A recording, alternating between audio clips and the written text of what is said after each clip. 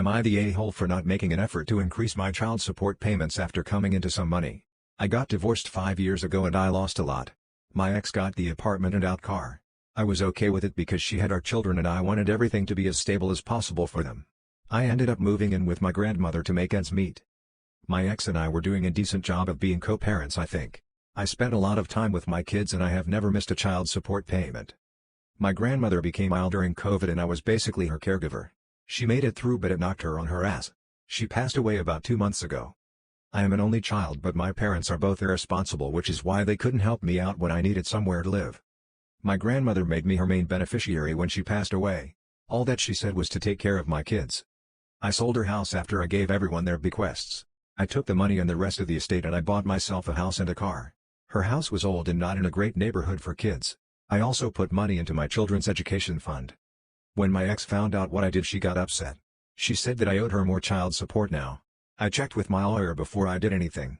Money from an inheritance, the sale of a house, or a lottery win does not count as income. If I had invested the money instead, then the interest would count as income. She thinks I intentionally screwed her over. I think I now have a good reliable car for work and a nice, small house in a good neighborhood for when I have the kids with me. We are fighting about it but I don't think I'm in the wrong. Am I the a-hole for telling my in-laws I won't exclude my child from traditions just because my stepkids don't want to take part? I, 42F, am a stepmom of 2 kids, Emma, 16F, and Luke, 15M, and a mom to my son Dex, 6M. I have been in a relationship with my husband for 11 years and we have been married for 9 years. My stepkids are in our house every other week and with their mom every other week. The relationship with my stepkids is okay. Not perfect but not totally awful. They have always kept some walls up between me and them and my family and them. Polite and they'll talk friendly enough. But they don't want to be a part of family things with us either. My mom has this cookbook that has been used by 4 generations of the family now. My grandma started it with her and her kids and then my mom got it and shared it with me and my siblings and now she shares it with her grandkids. Emma and Luke were offered to take part multiple times and they have always said they weren't interested. My mom was a little upset but understood that they might not be totally okay with that idea and she has left it open for them to change their minds. Last year Dex took part in the tradition for the first time with Mom and I. My stepkids did not want to join us so we didn't force it. Dex regularly now cooks recipes from it with my mom, and sometimes me too. He loves it. He wants to add another recipe when he's older, something we've all done. The topic came up while my eels were around and Dex was telling them all about it. He mentioned how much he loves being part of it and he loves cooking and baking. My eels asked if Emma and Luke had ever been a part of it and we said no, they hadn't wanted to be. They asked why not and we said they didn't seem the most comfortable with fully integrating like that as to be part of something that is a family tradition on my side but it will always be open for them to change their mind. They said we should have waited for them to include Dex and how my family and I have shown we don't care if they're involved or not. I told them they might never change their minds. They said I have made it so they won't now. They know my bio kid is more wanted by my family. I said that's unfair. They have been offered the chance many times and Dex shouldn't have to miss out because his siblings say no. They said that's my role as a mom of 3 instead of a mom of 1. I told them I would not make my son miss out just because my stepkids said no. They said that's why I'm wrong and why I am proving to be a poor parent to the non-bio kids that I have. My husband told them to leave and said they were wrong. But they insisted it was me who was wrong here. Am I the a-hole for telling my sister that her husband is right and her baby name idea is stupid? I, 24F, have a twin sister, Maisie, 24F. Maisie is pregnant with her first and due in February, and the baby is going to be a boy. Last week she opened up to me and said that she and her husband, 26M, had been fighting over baby names and she said she's sick of hearing about it and just wants to settle on a name that they both like. Maisie and her husband are both a bit geeky, not that there's anything wrong with that, and she told me she wants to name the baby Luffy, as in the character from One Piece. Her husband doesn't want this name and says the kid will be bullied. She asked for my honest opinion and I told her that the name is silly and her husband is right. I tried to say this gently but really how gently can you tell someone their idea is stupid? I suggested that she goes back to the drawing board on that one and maybe look at names of lesser-known anime characters if that's what she wants. Maisie got upset and said the name is cute and we're both just being closed-minded.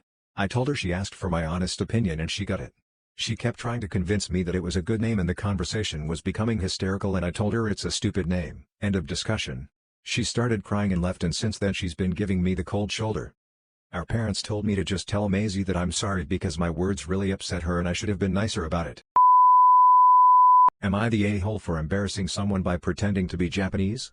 Backstory, F20, have a Japanese name even though I am not ethnically Japanese, my mom is Korean and my dad is British. They met and fell in love while studying in Japan, and had me there after marrying. We lived there until I was 14 before moving to the States. This will be important later on. Today a group of my roommate's friends came over to study with her, and I happened to be in the living room when they arrived. They were introducing themselves to me, and when I said my name, I have a pretty common Japanese girl name, so it's pretty hard to be mistaken about the origin, and one of the girls made a disgusted face and laughed at me, saying that was so dumb. She said that she was Japanese American and I was culturally appropriating her country as a white person. I tried to explain that I lived in Japan for a while and that was why, but she kept insisting I was lying and that if I was telling the truth I would be able to speak the language. Since she put it like that, I started talking to her in Japanese, basically explaining where I lived there and asking which prefecture her parents were from, etc. She ends up stuttering through a sentence in an awkward manner before leaving in a huff. Later my roommate told me I embarrassed her by pretending to be more Japanese than an actual Japanese person and appropriating the culture, and her friend expected an apology. My roommate doesn't think I did anything wrong, but now I feel like I've bad. Am I the a-hole for suggesting my wife lower her standards so that she'll be less overwhelmed?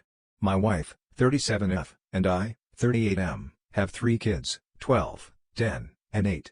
She is in a constant state of overwhelm and very easily irritated, constantly complaining how it's all too much. I'm of course happy to help and do my fair share for the kids or household, but it's never enough because her standards are too damn high. She insists one of us has to be up at 6:45 every morning to make sure the kids are ready and make the bus, which comes at 7:45. I told her they're old enough to not need that much help already. They can all dress themselves and pour themselves cereal and milk, there's no reason we have to be up.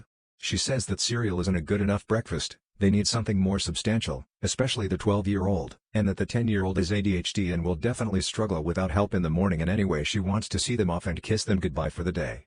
So she gets up, I don't, then she gets upset that I never give her a morning off when all she needs to do is just take the morning off when she wants and let the kids handle themselves. Also she is super strict about screen time during the week and is exhausted and snappy from arguing about it with the kids and upset I don't support her strict limit of 2 hours a day. I say as long as homework is done, why not until bed? She says it's not healthy for them, they need to play outside or with games and toys, read some books, just entertain themselves in more ways than one. I agree they should enjoy other things, but not seeing why we have to make such a rigid limit. She also likes to get out on weekends and do stuff like zoos, museums, etc. But then complains about the planning for the outing and how grouchy the youngest gets by the end of it, and again, I say let's just chill at home and voila, you've cut the work. I'm an engaged and active parent, I'm not trying to get out of it, but I don't think I should have to help my wife dig herself out of her own self-created holes. She creates the stress for herself and then turns to me to alleviate it, which I think is unfair.